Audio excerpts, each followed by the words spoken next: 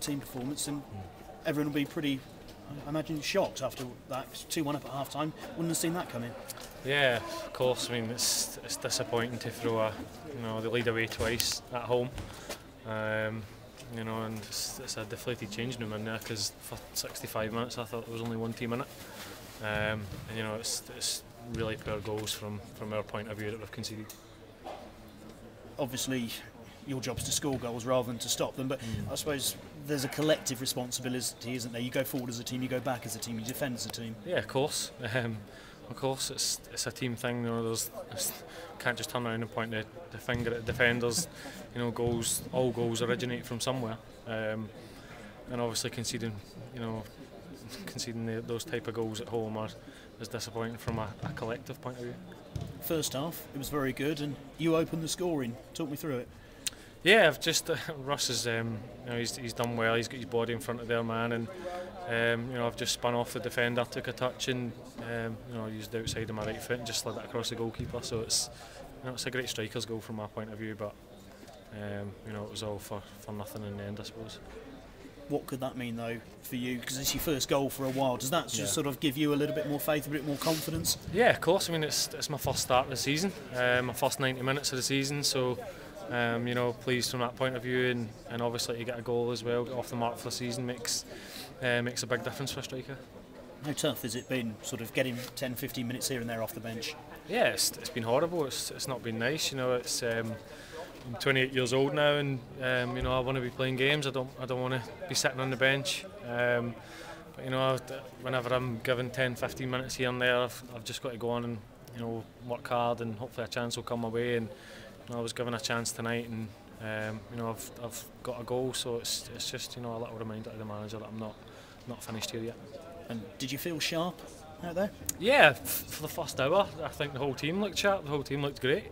And then collectively it just kind of went sideways after that. But yeah, I felt good.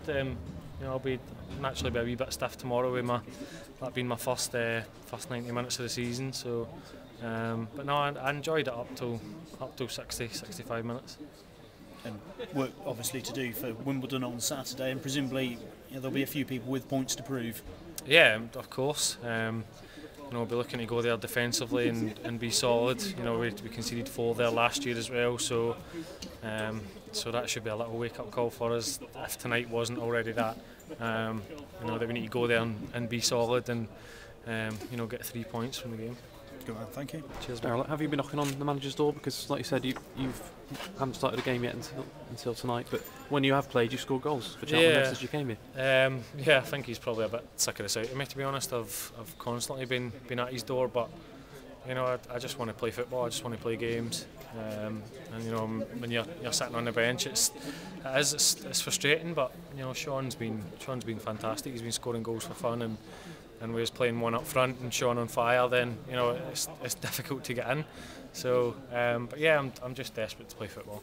Yeah, as you said, very disappointing to lose to goals like that. But when you look at some of the football you played going forward, we take some positives away from that. Yeah, I think we've got to. We can't just all be doom and gloom about tonight. It's not the result we wanted. We're out of the competition now, and there was Wembley at the end of it if we got far enough. So it's disappointing to get knocked out any competition. We wanted to win as much as anyone in this competition. So, but we're out now. There's nothing we can do about it now. So let's just focus on the league and the FA Cup. Yeah, I think it was March at Morecambe, your last goal, but it's not really been a drought because you haven't really started many games since. Yeah, you need to play for it to be a drought, I suppose. So, I mean, I think Morecambe was one of the last games I started and I scored. So I've started tonight and I've scored. So it's it's like I said, it's a little marker I've put down now, and just to remind the gaff and the fans that I'm still here, I'm still desperate to play and score goals. Yeah, was it a relief to see it going? Because I hate to bring it up, but you have missed a couple of penalties since that last goal, haven't you? So did it feel good to see it go in? Yeah, of course. It's penalties are they're one of those ones that as long as you hit the target, I think as a player, then make the keeper save it. It's kind of